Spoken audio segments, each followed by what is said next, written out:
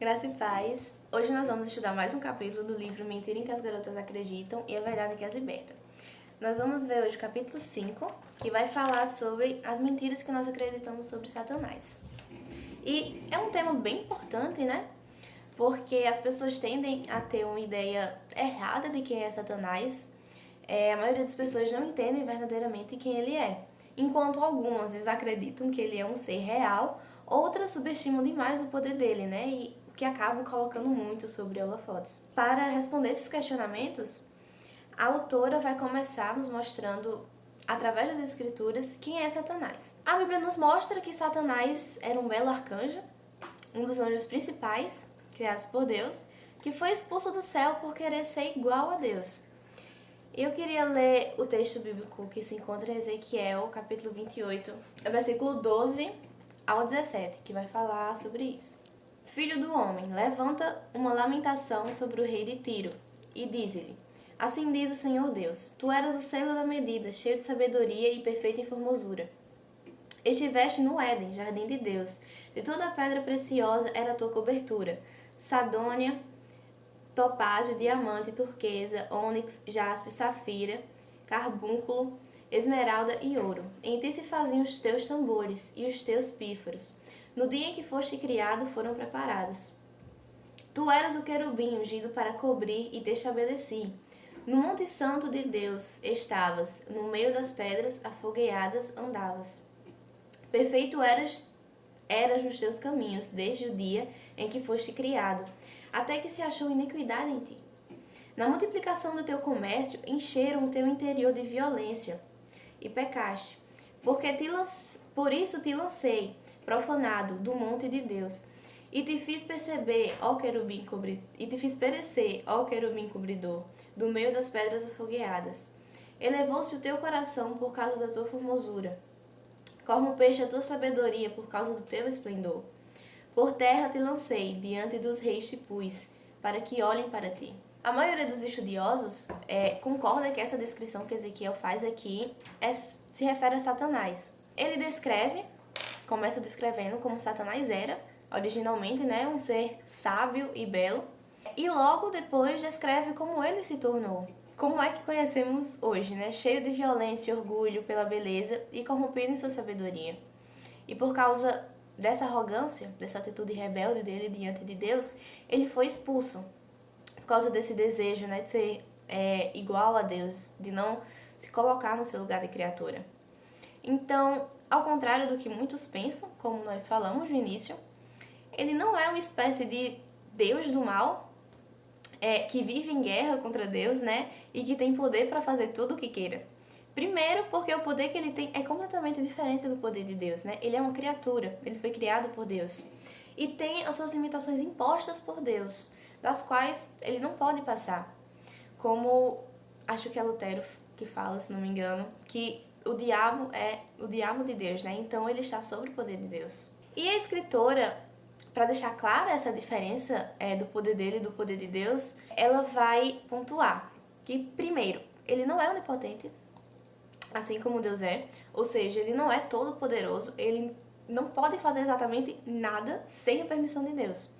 Segundo, ele não é onipresente, não pode estar em todos os lugares, em todo momento. Ele tem que contar com os demônios para estar onde ele quer. E ele não é onisciente, ou ele não pode ouvir os seus pensamentos, né, por assim dizer. A Bíblia nos diz que ele é o nosso adversário, nosso acusador, tentador e enganador.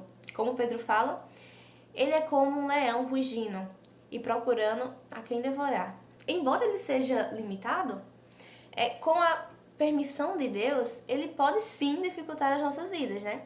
E é justamente nesse ponto que começa a aparecer confusões, como a autora destacou aqui. E para tratar desse assunto a partir de agora, ela trouxe duas mentiras principais, dividiu todo esse assunto em duas mentiras, vai tratar delas a seguir. A primeira mentira é: tudo o que acontece de ruim é batalha espiritual. Bem comum de ouvirmos, né? De acreditarmos também, porque realmente existe essa batalha espiritual, existe essa guerra que envolve Satanás, que nos envolve também, a Bíblia é bastante clara quanto a isso. Mas nem tudo que acontece de ruim conosco realmente é uma ataque direto de Satanás, até porque ele não é o nosso único inimigo, né? Muita coisa, por exemplo, é provocado por nós mesmos. É consequência de nossas ações, né? Ou seja, nós também somos um dos maiores oponentes do nosso crescimento espiritual, nosso crescimento cristão, né? Temos que prestar bastante atenção nisso, porque é uma guerra diária que nós devemos ter contra a nossa carne, contra a nossa natureza caída, porque ela sempre vai estar conosco, até Jesus voltar, sempre vai procurar nos distanciar de Deus, né? Nos levar para o erro, para o engano, para o pecado, o que consequentemente no futuro nos vai ser cobrado, caso não atentamos hoje, né? Porque é uma responsabilidade nossa. Outro inimigo é o mundo. Esse mundo no sentido desse sistema, né, que governa. Ele apela bastante, né, aos nossos desejos, ao nosso orgulho, à nossa carne em si, o que acaba também nos influenciando. E hoje também é um oponente muito forte, justamente por causa da quantidade de informações que nós temos dos meios de comunicação. Então temos mais acessos, né, a essas coisas. Devemos ter bastante cuidado com isso também. Ou seja, resumindo de uma forma geral, né, essa parte. Nem tudo de ruim que acontece conosco é especificamente Satanás. A Bíblia traz esses outros dois oponentes, além dele, que é a nossa carne e o mundo. E não podemos ignorar nenhum dos três. Temos que estar sempre vigilantes. A segunda e última mentira é: nunca tive contato com atividades satânicas. Acho que a maioria realmente vai dizer que nunca teve contato direto, nunca participou de nenhuma atividade satânica. Mas eu vou citar algumas que a autora traz aqui, que bem comuns, né? Inclusive, que a maioria de nós não faz ideia do perigo que está correndo participando disso, ou que realmente são atividades satânicas. Primeira, consultar horóscopo, participar de atividades mediúnicas, deixar alguém ler sua mão, ou jogar algum videogame, assistir algum filme, série ou livros, né, que descrevem positivamente as forças demoníacas ou a bruxaria. Eu vou ler aqui o que a autora fala a seguir, né? É fácil acostumar-nos com o mal quando temos contato com ele de forma casual e reiterada. Ainda que esse contato casual por si só não possa destruir sua fé e seus valores, você precisa saber que ele, somado à falta de consciência daquilo a que você de fato está exposta, pode ser perigoso. Informe-se sobre aquilo de que você se aproxima e saiba o que Deus diz a respeito. Falando em questão às atividades que eu acabei de citar, Deus proíbe toda forma de feitiçaria ou bruxaria, inclusive adivinhação, horóscopos e comunicação com os mortos. Tá vendo como é perigoso? Que coisas tão simples, né, que a gente vê todo mundo fazendo por aí. A autora também traz 2 textos bíblicos, vão falar sobre elas. O primeiro texto se encontra em Deuteronômio, capítulo 18, versículo 10 ao versículo 12. Não haverá contigo nem adivinho, nem prognosticador, nem agoureiro, nem feiticeiro, nem encantador, nem que consulte o espírito adivinhador, nem mágico, nem que consulte os mortos, pois o Senhor detesta todo aquele que faz essas coisas. E o segundo texto se encontra em Levítico 20, versículo 6. E voltarei o meu rosto contra aquele que procurar os que consultam os mortos e os feiticeiros. Ou seja, é um mandamento, né? Nós devemos nos afastar de tudo que tem a ver com ocultismo, feitiçaria, adivinhação, espiritismo e por aí vai. Porque isso é algo detestável diante de Deus, como nós lemos aqui, acabamos de ler. Devemos ter muito cuidado, principalmente quando a nossa sociedade está repleta disso. Nós somos influenciados a participar disso direto, né? Em todos os locais. Como a autora disse anteriormente, nos informar, estarmos informados do que estamos nos aproximando. Sobre essa mentira, a autora vai trazer um alerta também, bem importante, que ela vai dizer, além dessas outras atividades satânicas que citamos no início. Qualquer prática profana ou qualquer forma de pensamento antibíblico pode abrir uma porta em sua vida para a atividade demoníaca.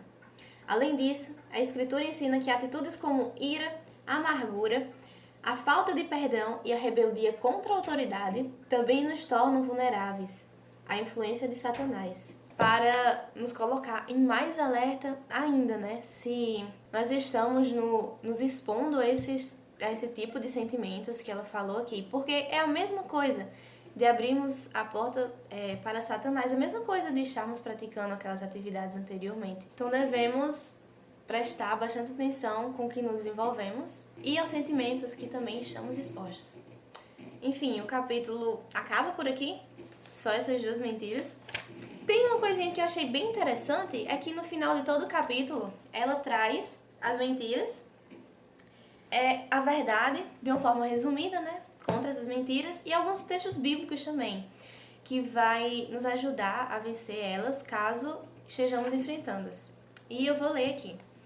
Primeira mentira, ela trouxe 4 pontos. O primeiro ponto vai dizer que a primeira mentira é tudo de ruim que acontece em batalha espiritual, né? Primeiro ponto, ela vai dizer que algumas das coisas ruins que enfrentamos são batalhas relacionadas à guerra espiritual. O texto bíblico é Efésios 6, versículo 12. Segundo ponto, às vezes as coisas ruins que enfrentamos são provocadas por nossas próprias escolhas. Os textos bíblicos, Romanos 7, versículo 25, Gálatas 5, versículos 16 ao 18 e 1 Pedro 2, versículo 11. Terceiro ponto, às vezes as coisas ruins que enfrentamos se devem ao mundo caído em que vivemos. Textos bíblicos, João 15, versículo 18 e 19, 1 Coríntios 1, versículo 18 a 24 e 1 João 2, versículo 15 a 17. E o quarto ponto, qualquer que seja a fonte dos problemas, somos sempre responsáveis pelas nossas próprias escolhas e ações. O texto bíblico Romanos 14, versículo 10 e 12. Segunda mentira, nunca tive contato com atividades satânicas. Ela traz 2 pontos. Primeiro, Deus proíbe toda forma de feitiçaria. Os textos, Levítico 20, versículo 6, Deuteronômio 18, versículo 10 a 12, Gálatas 5, versículo 20 e 21.